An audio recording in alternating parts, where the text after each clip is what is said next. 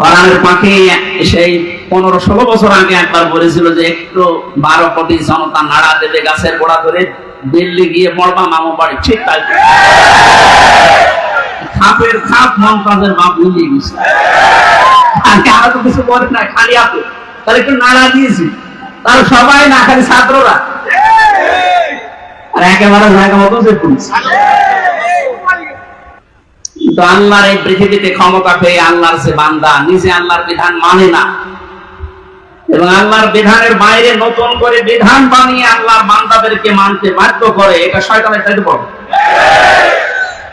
জিন শয়তান ধরলে তো নাচ ফালাকার ইখলাস পড়লে চলে যাবে, আর ওরে পুরা কোরআন শরীফ তেলাওয়াত করে ফজিলও যাবে না। সুতরাং এরকম এত বড় শয়তান আমরা আর দেখতে চাই না। মুক্ত যখন হয়েছে আলহামদুলিল্লাহ, কোরআন কি জানিয়েছে বিজয়ের পরে আমরা ওইগুলো এখন শুনবো। আমার কথার অর্থ বোঝেন আপনি?